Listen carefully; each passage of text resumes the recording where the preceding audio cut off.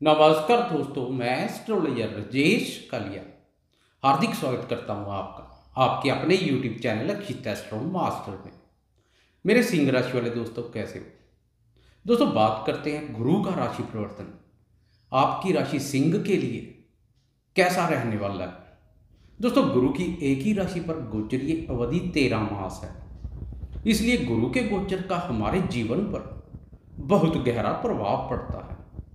अब 13 माह के बाद 13 अप्रैल को गुरुदेव एक बार फिर राशि परिवर्तन करने जा रहे हैं।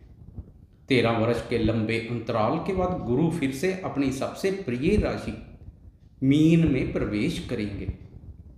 13 अप्रैल से लेकर अगले 13 मास तक गुरु मीन राशि में ही गोचरस्थ रहेंगे। देखते हैं 13 अप्रैल को गुरु का मीन राशि में प्रवेश सिंह राशि के लिए क्या लेकर आएगा। दोस्तों, 13 अप्रैल को गुरु राशि परिवर्तन कर आपकी राशि के अष्टम भाव में प्रवेश कर जाएंगे, जो कि गुरु का अपना ही भाव है। अष्टम भाव जीवन में अचानक से होने वाली घटनाओं से संबंधित है। यह घटना किसी भी प्रकार की हो सकती है। इस भाव पर गोचरस्थ ग्रह पर निर्भर है। इस भाव में गोचरस्थ ग्रह की स्थिति को देखकर यह अनुमान लगाया जा सकता है। अष्टम भाव अत्यंत ही रहस्यमय और कुंडली का बाधक स्थान भी है। ज्यादातर इस भाव में गोचरस्थ ग्रह सकारात्मक से कहीं अधिक नकारात्मक प्रभाव पैदा करता है। दोस्तों, आपकी राशि के लिए अष्टम भाव गुरु का अपना ही भाव होने के कारणवश अष्टम भाव में गोचरस्थ गुरु के सकारात्मक परिणाम अधिक देखने को मिलेंगे। अकस्मात धन लाभ और छप्पड़ फाड़ धन लाभ अष्टम भाव की ही देन है। लंबे समय से पैतृक संपत्ति संबंधी किसी विवाद से चिंताग्रस्त हैं तो यह गुरु आपकी चिंता को दूर कर उस मामले का सुखद निवारण करेगा। इस अवधि में पैतृक संपत्ति संबंधी ससुराल पक्ष के माध्यम से पुराने समय में किए किसी निवेश से इंश्योरेंस के रूप में या अन्य किसी भी प्रकार से धन लाभ के योग बन सकते हैं। ससुराल पक्ष के साथ पहले से कोई विवाद चला रहा है तो अब अष्टम भाव पर सबग्रही गुरु के प्रभाव से वह विवाद भी दूर होगा तथा ससुराल पक्ष आपको सहयोग करने के लिए तत्पर रहेंगे। उनके सहयोग से आपके अनेक कार्य संपन्न होंगे। दोस्तों, पुराने समय में जब अकस्मात धन लाभ के कोई खास स्रोत नहीं थे, शास्त्रकारों ने उस टाइम अष्टम भाव का संबंध जमीन में गड़ा धन और छुपे खजाने के रूप में किया है। परंतु आज के समय में अचानक से धन लाभ के बहुत स्रोत हैं। कहीं से भी अचानक धन लाभ हो सकता है। अष्टम भाव के स्वामी का अष्टम भाव पर ही गोचर अचानक से बड़ा लाभ करवा सकता है। दोस्तों, इस अवधि में बड़े बुजुर्गों या किसी गुरु के मार्गदर्शन से आप योग साधना और अध्यात्म की राह पर भी अग्रसर होंगे। किसी गूढ़ विद्या का ज्ञान अर्जन करने की तीव्र इच्छा जागृत होगी।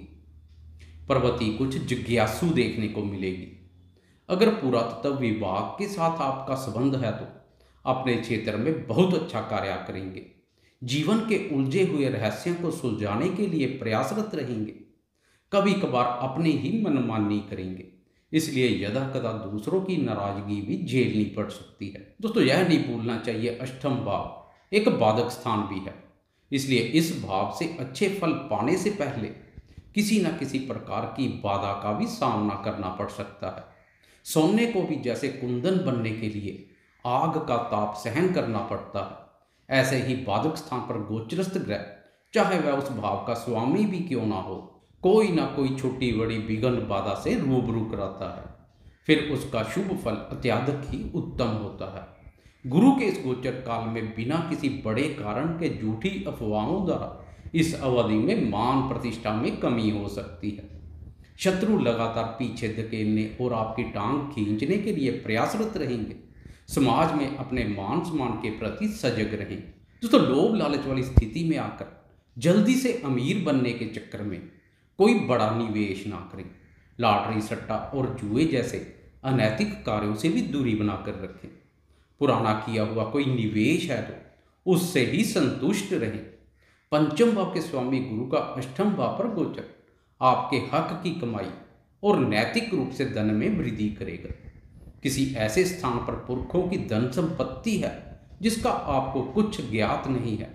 इस अवधि में गुरुदेव ऐसी परिस्थितियां पैदा कर देंगे जो खुद चलकर आपके सामने आएगा। पुरखों की धन संपत्ति का अचानक से बड़ा लाभ हो सकता है। इस अवधि में बड़े बुजुर्गों, कुल पुरोहित, साधु और संतों की सेवा कर उनका आशीर्वाद लेना गुरु की कृपा का पात्र बनाएगा। कोई नया निवेश करने जा रहे हैं तो सुरक्षित निवेश ही करें। इस अवधि में जोखिमपूर्ण निवेश से दूरी बनाकर रखें। अष्टम का गुरु अचानक से धन लाभ या धन हानि की संभावनाएं बढ़ाएगा। बुद्धि विवेक से सोच समझकर कार्य करने की अधिक आवश्यकता रहेगी। गुरु की दृष्टियां भी अत्यंत ही सुखकारी और लाभ देने वाली होती हैं। जहां जहां पर गुरु की दृष्टि पड़ती है उस भाव से भी संबंधित बहुत ही शुभ फल देखने को मिलते हैं। दोस्तों, अष्टम भाव से गुरु द्वादश, द्वितीय और चतुर्थ भाव पर दृष्टि डालेगा। द्वादश भाव को गुरु उच्च दृष्टि से देखेंगे।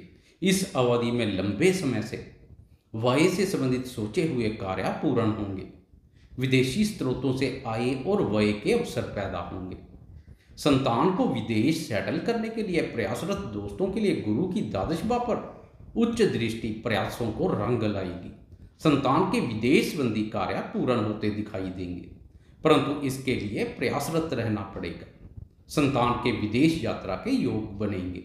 गुरु के इस गोचर काल में संतान, शिक्षा और विदेश से संबंधित व्यय संभव है।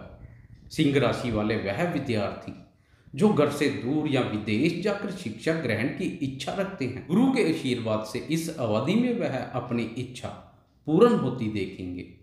प्रेमियों के लिए भी गुरु घर से दूर घूमने फिरने और परस्पर समय व्यतीत करने के योग बनाएंगे। दान, पुण्य, परोपकार और अन्य शुभ कार्यों पर भी व्यय करेंगे। इस अवधि में आप खाने पीने की वस्तुओं पर भी काफ़ी व्यय करेंगे, परंतु पेट और लीवर का खास ध्यान रखें। बाहर के तले, मसालेदार और वसा घी युक्त भोजन से परहेज करें। गुरु की द्वितीय भाव पर दृष्टि धन सुख में वृद्धि करेगी। अकस्मात धन लाभ के अवसर पैदा होंगे। दोस्तों, इस अवधि में आपकी वाणी के भी अनेकों रंग देखने को मिलेंगे। कभी कभार आपकी वाणी कुटुंब में प्रसन्नता का भाव पैदा करेगी, तो यदा कदा वाणी के गलत प्रयोग से दूसरों की नाराजगी भी झेलनी पड़ सकती है। पैतृक संपत्ति संबंधी कोई विवाद चला रहा है तो इस अवधि में कुटुंब के बड़े बुजुर्गों से सलाह मशवरा लेकर तथा उनके मार्गदर्शन से सकारात्मक परिणाम की उम्मीद कर सकते हैं। कुटुंबीजनों के माध्यम से भी धन लाभ के योग बनेंगे। दोस्तों, चतुर्थ भाव पर गुरु की दृष्टि से लंबे समय से सोचे हुए घर की मरम्मत या रेनोवेशन संबंधी कार्य पूर्ण होंगे। घर की सुंदरता और साज सजावट पर कुछ व्यय करेंगे। इस अवधि में घर परिवार का कोई सदस्य विदेश यात्रा पर जा सकता है। माताजी के स्वास्थ्य को लेकर कोई व्यय हो सकता है। इस अवधि में भीड़ भाड़ वाली जगह पर वाहन सावधानी पूर्वक चलाने की आवश्यकता रहेगी। दोस्तों, कुल मिलाकर अष्टम भाव में गोचरस्थ गुरु के संबंध में सतर्क रहने की भी बहुत जरूरत रहेगी। शुभ फलों की प्राप्ति के लिए बुद्धि विवेक से सोच विचार कर धैर्य संयम पूर्वक कार्य करें। हर गुरुवार धर्म स्थान जाएं। आपको यह वीडियो कैसी लगी? लाइक, शेयर, कमेंट और सब्सक्राइब करना ना भूलें। धन्यवाद।